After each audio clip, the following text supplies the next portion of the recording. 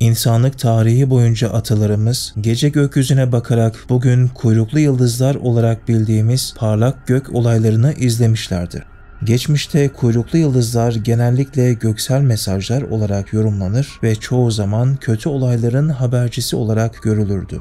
Avrupa Uzay Ajansı'na göre gökyüzüne dair ilk sistemli gözlemler M.Ö. 3. bin yılda Antik Babil'de yaşayan Keldaniler tarafından yapılmıştır. Ayrıca M.Ö. son birkaç yüzyıla ait kil tabletlerde kuyruklu yıldızlardan açıkça bahsedildiği bilinmektedir. Eski Çin'de ise gökyüzündeki olayların yeryüzündeki olayları yansıttığına inanılıyordu. Aniden beliren bir kuyruklu yıldızın gerçekleşmek üzere olan önemli bir şeyin, yaklaşan büyük bir savaşın veya önemli bir soylunun ölümünün habercisi olduğu düşünülüyordu. Çinlilerin kuyruklu yıldızlar ile ilgili kayıtları en az M.Ö. 613 yılına kadar uzanmakta olup tarihçiler bu gözlemlerin çok daha öncesine dayandığını tahmin etmektedir. Eski Mısır'da M.Ö. 2150 yıllarında 9. hanedanlık dönemine kadar uzanan Firavun astronomi metinlerinde her biri 10 günlük aralıklarla doğan 36 yıldızdan bahsedilmektedir. Firavun 3. Tutmose dönemindeki Mısırlı astronomlarsa daha sonra Halley kuyruklu yıldızı olarak adlandırılacak gök olayına dair kayıtlar tutmuştur. Bu kuyruklu yıldız Firavun 3. Tutmose'nin saltanatının 22. yılında yani M.Ö. 1486 civarında gözlemlenmiş ve Firavun tarafından Dolunay'dan çok daha parlak büyük bir disk olarak tanımlanmıştır. İlginç bir şekilde aynı yıl Çinli astronomlar da 10 kuyruğu olan bir kuyruklu yıldız gözlemlemişlerdir. Mısır'daki bu kayıtlar bugün Vatikan Kütüphanesi'nde bulunan ve Tulli Papirüsü olarak adlandırılan bir el yazmasında yer almaktadır. Astronomik gözlemler konusunda son derece titiz olan Çinli astronomlar da bu olayı detaylı bir şekilde kayıt altına almıştır. Çin kayıtlarına göre bu kuyruklu yıldızın tam 10 kuyruğu vardı ve gökyüzünün büyük bir bölümünü kaplıyordu. Bu gök cismi gezegenimizin çok yakınından geçmiş ve antik dünyadaki dinler üzerinde büyük bir etki bırakmıştı.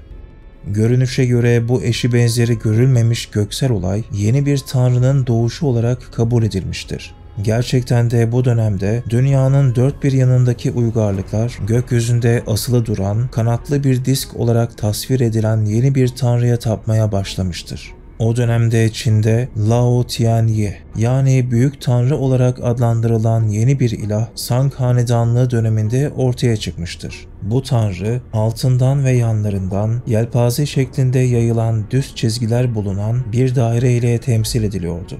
İlginç bir şekilde bu sembol 3. Tutmose döneminde Mısır'da ortaya çıkan yeni bir tanrının sembolüne çok benziyordu. Mısır'da Aten adı verilen bu tanrı da aynı şekilde çevresinden ışınlar yayılan bir daire ile tasvir ediliyordu.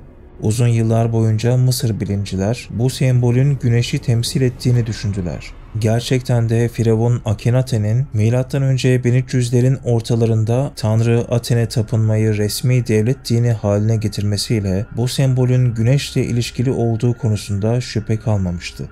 Kuyruklu yıldızın dünyaya yakın geçişi yalnızca yeni dinlerin ortaya çıkışına değil, aynı zamanda büyük sosyal çalkantılara da yol açmıştı.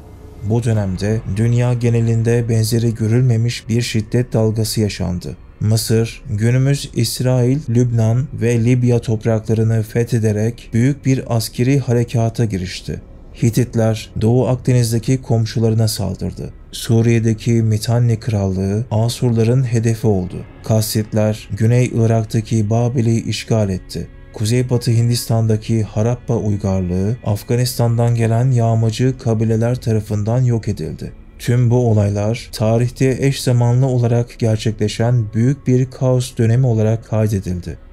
Ayrıca astronomlar Hristiyanlığın kurucusu olarak kabul edilen Pavlus'un din değiştirmesine neden olan parlama ve patlamanın bir meteor olabileceği teorisini ortaya atmışlardır. İncil, Elçilerin İşleri bölümünde Saul adında bir adamın görüşlerini bir anda değiştirecek kadar uç bir olay yaşadığı ve Hristiyanlığın ilk dönemlerindeki en etkili müjdecilerden biri haline geldiği yazılıdır. Saul adındaki bu adam, İsa'nın takipçilerine karşı şiddetli bir zulüm uyguladığı ve cezalandırmak üzere İsa'nın öğrencilerini aramak için seyahat ettiği söylenir.